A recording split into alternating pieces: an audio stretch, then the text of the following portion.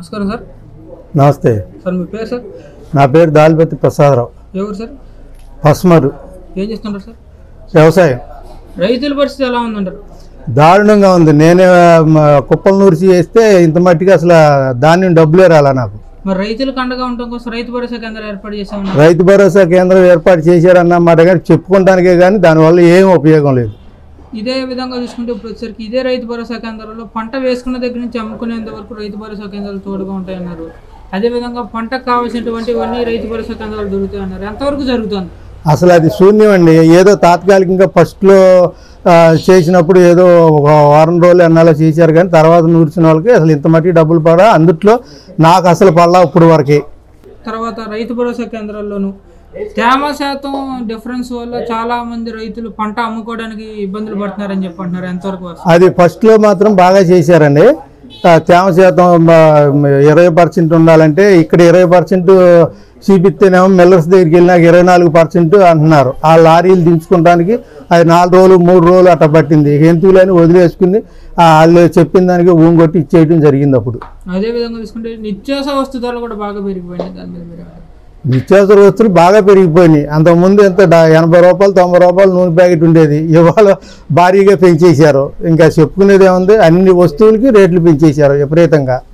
సంబంధించినంత వరకు మన రాష్ట్రంలో కొన్ని మండలాల వారీగా జిల్లాల వారీగా కరువు ప్రాంతాలు ఏర్పడితే సంబంధించినంత వరకు ఈ కరువు ప్రాంతాలని ఇంతవరకు కేంద్రానికి నివేదించింది లేదు. దీనిపైన సీఎం గారు మౌనంగా ఉన్నారు. దాని మీద మీరేమంటారు? సీఎం గారు అసలు ఏం పట్టించుకుంటున్నాడు, ఏం పట్టించుకోవట్లా. ఆయన ఎక్కడో ఉంటాడు, ఏం చేస్తాడో ఎవరికి తెలియదు. ఇక్కడ మాత్రం అలమటి పల్లెటూళ్ళలో అసలు ఏమీ లేదు. ఇక వాళ్ళు ఏంటంటే ఏది చెప్పిందో అది వింటనే తప్ప అసలు ఏం జరగట్లే ఇక్కడ. అదేవిధంగా చూసుకుంటే ఇప్పుడు వచ్చేసరికి ప్రధానంగా సంబంధించినంత వరకు ఏ ఇరిగేషన్ ప్రాజెక్ట్ని పట్టించుకునే పరిస్థితి ఏర్పడుతుంది. దీనికి సంబంధించినంత వరకు 2 మంత్రులు పనిచేశారు. ఒకళ్ళు వచ్చారు అనిల్ కుమార్ యాదవ్ గారు, ఒకళ్ళు వచ్చారు కంబాటి రాంబాబు గారు.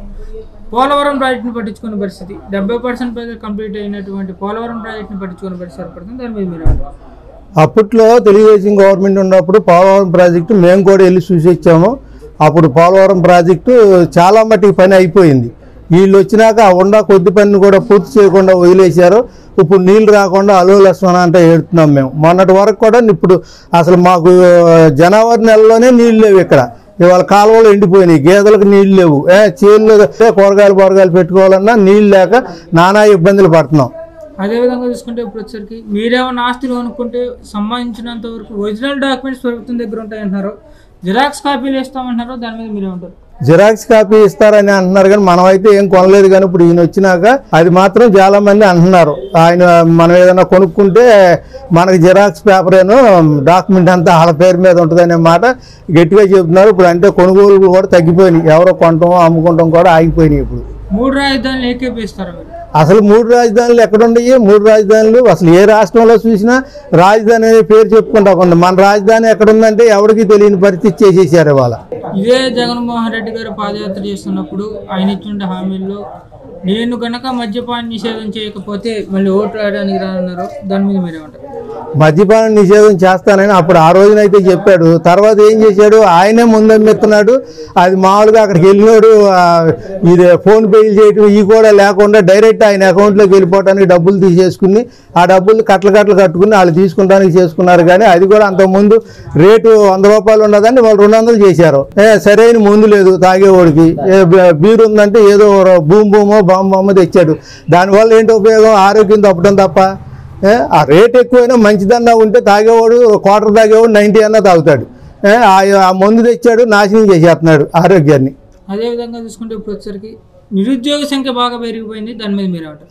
నిరుద్యోగ సంఖ్య పెరిగిపోయిన మాట వాస్తవమే. అసలు ఒక్క జాబ్ కూడా లేదు. ఏదో వాలంటీర్లు అని ఊరికి ఒక 7 అనుమంటుకుని 10 మందిని అట్లా పెట్టాడు. వాళ్ళకి ఏదో 5,000 6,000 ఇస్తున్నారు. దానివల్ల ఏం ఉపయోగం? మా ఇంట్లోనే పీజీ చేసిన వాళ్ళు ఉన్నారు, వాళ్ళకి జాబ్ లేక అలమటిస్తున్నారు మా ఇంట్లోనే. అదే సార్, అదేవిధంగా ప్రతి సంవత్సరం జనవరి జాబ్ క్యాలెండర్ రిలీజ్ చేస్తా ఉన్నారు. ఇంతవరకు పట్టించుకునే పరిస్థితి. ఒక జాబ్ ఇచ్చిన పాపం లేదుగా. ఎక్కడిచ్చాడు అసలు జాబులు? గవర్నమెంట్ జాబ్ అనేది ఒక్కటి లేదు ఈ రోజుకి. మీ నియోజకవర్గం సంబంధించినంత వరకు మీ నియోజకవర్గం ఎమ్మెల్యే ప్రజల దగ్గరికి వెళ్ళి దానికి సంబంధించినంత వరకు సమస్యలు ఏమున్నాయని చెప్పి అడిగి తెలుసుకోవడం జరిగింది వైసీపీ సంబంధించినంత వరకు. వైసీపీ ఎమ్మెల్యే కైలా అనిల్ కుమార్ ఇప్పుడు వరకు తెలుసుకున్నది ఏం లేదు. ఇప్పుడు ఎలక్షన్ వచ్చేస్తుంది ఒక 50 రోజులు 40 రోజులు అని ఇప్పుడు వెళ్తుంటే జనమే అతనికి గుణపాఠం చెబుతున్నారు. దాంట్లో ఇక ఇదేం లేదు. ఇక్కడ మాత్రం తెలుగుదేశం పార్టీ అభ్యర్థి వర్ల కుమార్ రాజా గారు గెలవటం ఖాయం, దాంట్లో ఎలాంటి సందేహం లేదు. భారీ మెజార్టీతో గెలుస్తాడు. అదేవిధంగా వైసీపీకి సంబంధించినంత వరకు మీ నియోజకవర్గంలో అభివృద్ధి అనేది ఎంతవరకు జరిగింది? ప్రధానంగా మీ నియోజకవర్గంలో మీ గ్రామంలో సమస్యలు ఏమున్నాయి? సమస్యలు అనేది అన్ని సమస్యలేనండి. ఇవాళ రోడ్లు ఉన్నాయి. రోడ్లు ఉంటే ఇప్పుడు మాకుంది పామర్ నుంచి కూచిపూడి వెళ్ళాలంటే నరకం కనపడుతుంది. రాత్రుల పూట ఒంటరిగా ఒక బండి తోలాలంటే అసలు ఇబ్బంది.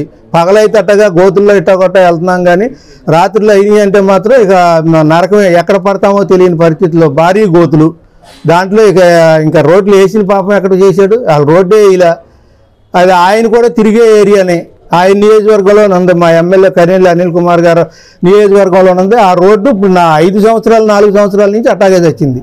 అదేవిధంగా చూసుకుంటే ఇప్పుడు వచ్చేసరికి నాకు గనక ఎక్కువ మంది ఎంపీలు కనుక ఇస్తే కేంద్రం మెడవంచైనా సరే ప్రత్యేక హోదా తీసుకొస్తున్నారు. ఇంతవరకు ప్రత్యేక హోదా గురించి పట్టించుకునే పరిస్థితి. మన ట్రిప్లో అట్లా ఉంచుతాను నేను తీసుకొస్తాను అన్నాడనేగా అందరూ కలిసి ఓట్లు వేసారు. ఎంపీ సీట్లన్నీ ఇచ్చారు. ఏదో 4-5 కదా ఇటు వచ్చింది. ఒకడికి అన్ని సీట్లు ఆయనకి వచ్చింది. ఏం మేడం ఇచ్చాడో ఈయన మేడం ఇచ్చున్నాడు. తలకాయ ఉంచుకుని నమస్కారాలు పెట్టుకుంటున్నాడు. కానీ నరేంద్ర మోడీకి ఈయన సాధించింది అనేది ఏమీ లేదు ఆంధ్ర రాష్ట్రానికి. దళితులకి మేనమావ అని చెప్పి గద్దెనెక్కడండి జగన్మోహన్ రెడ్డి గారు దళితులను ఎలా పట్టించుకుంటున్నారండి?